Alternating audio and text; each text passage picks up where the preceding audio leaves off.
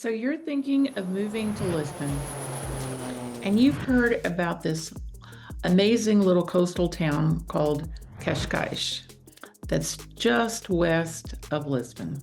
And you're wondering, is it worth all the hype? Are people really moving there? What's the big deal? Today, I'm going to take you on a map tour of Cascais, and I'll show you where the popular areas are to live. I'll show you how people get to and from Cascais and Lisbon, and I'll give you ideas about the lifestyle for the different neighborhoods, the pricing, and what you can expect. So let's get started. All right, let's look at Google Maps. You see, here is Portugal, right next to Spain. Show you where Lisbon and Cascais are. There's Lisbon, where the hearts are, and there is Cascais, where the golden stars are. And I'll show you how you get there. So the A5 is the freeway, the autoroute. It takes you to Cascais in 30 to 40 minutes, depending on the traffic. Sometimes the traffic can be terrible, but 30 to 40 minutes, you can count on that. Now, the other option is beautiful, and it's right along the water here. Now, there's a train that takes you from the station at Cais de Sodré right on out to Cascais. The train station is right at the edge of the historic center of Cascais. That takes about an hour. It stops at several places along the coast. That's the train you would take if you were going to go to the surfing beach, Carcavelos. And see, that's where that is right there. Anyway, so there's Cascais. Now, I want to show you the different neighborhoods in Cascais. So let's just switch maps. Okay, so this outlined area here is Cascais. A lot of times when people talk about they're going to Cascais, they really mean they're going to the historic center, Cascais. And that's where the festivals happen. That's where they have the Ferris wheel and the Christmas tree, Easter display. It's where you have the Praia de Rainha, see right there, the beach, and some of the more expensive historic properties in historic Cascais, right along this road here, looking down on the Praia de Rainha. So for the historic area, I did a whole video on this, so be sure to check that out if you'd like a deeper dive. But you can expect very old, it's historic, very old apartments. Many of them have been redone, and there are still some that are begging for renovation. You have shops on the bottom and apartments above, like mixed residential retail, but old style instead of like we see in the urban sprawl across a lot of the United States and probably other countries, for instance. So it's charming. Also, you have boutiques, you have lots of restaurants, even some very high-end restaurants. There's good walkability here, and it's a good thing because if you have a car, you're going to need to park it in a garage. It's very unlikely you would be able to park it on site next to your apartment because there is no parking. If you want to see sunset views, then going to the Marina is exactly where you want to be. There is a nice rooftop bar here at the Hotel Bahia. That's nice. And then here is the Cidadela and the Marina. There's some great restaurants there, great place to just watch the sunset. Now, in this area of this Citadel, that's where art galleries and museums are, right up there. And there's the old fortress, which now has a luxury hotel. And then you walk down and around this curve, and there you are at historic Cascais. Here's a different view, so you can see a little bit better the beaches. There's the Praia de Rainha. Here is the Cascais train station. That's where it brings you right there, right next to the historic center. So it's easy, you just get off the train and walk wherever you're going. Here's another big beach. You can get on The boardwalk is pretty wide. A lot of people bike on it, rollerblade on it, walk on it, starting here. And that will take you all the way to Estoril and on to Lisbon. Now, properties in the historic district, I'll go over the pricing in a little bit. Next, let's have a look at Bairro de Rosario. You probably have not heard of this area, but it would be a good one to consider if you're looking for a larger, a more family-sized property and you don't care about ocean views so much, and you'd like to still be able to walk to the historic center if you want to, like for the special events, for instance. And this is the area of Bairro de Rosario, just up from the beach. Certainly still walkable, but you can't be there in 3 minutes by foot. And here's the historic center over here. Bairro de Rosario will often have individual homes, also some modern apartments, but individual homes, sometimes with a bit of a yard or garden. Some might have a pool. The prices are much better in Bairro de Rosario. You can expect generally 600,000 to 1 million euros for a 3-bedroom property. Next, let's look at Birre. Now, that is right along, easy access for A5. And this is where some of the international schools are located. A lot of families live here. You have bigger lots. A lot of them have swimming pools. Here you can see a lot of the blue dots. Those are swimming pools. And it's also not right on the coast, but the convenience from there is great. Prices there tend to run from 900,000 to about 1.5 million. A lot of families live there because of the convenience for the international schools. Now let's look back at the coastal area again. Now you see here is the historic district right here, and there's the Marina, but here's Gandarinha right through here. It's quiet, the lots are large, and they usually have pools. There's an ocean view much of the time. Prices are definitely higher there. Generally about 1.5 million to 2 million, maybe even more for a special one.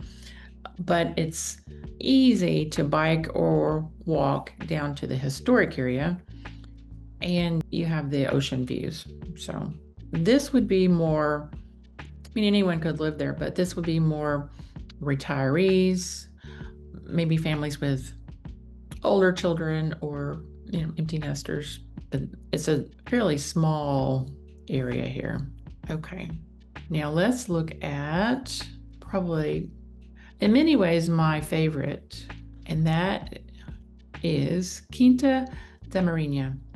Now, I had never even heard of Quinta da Marinha until this year, but it is very special. This was originally a quinta. It was a farm.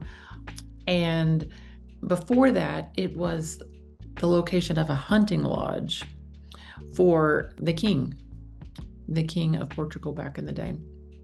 But then it was purchased, and they planted a lot of pine trees. You'll see a lot of pine trees there. They did a lot of conservation work with their plantings for the dunes and the beaches. So, but it's hard to describe, but it's certainly affluent. They call it a gated community, but then you find out it's not actually the community that's gated, it's the individual properties that are gated. And some of them are quite large, usually with privacy fences, privacy walls that are very tall with lots of plantings, vegetation that make them beautiful also. But people are in their own little respite, their own little private walled paradise. So those are, they start at least 2 million and go up to 5 million and some 20 million. It just depends on the property, but it would be hard to find anything for less than 2 million in this area. There is this equestrian center that's been there since the original farm was developed. And it's amazing. You even see people leaving the equestrian center, the kids, and people accompanying them, and they'll go through the neighborhoods, take the horses down to the beach. It's like being on vacation or living in a resort. It is a resort. It starts with the ponies. Anyway, the equestrian center is very special there.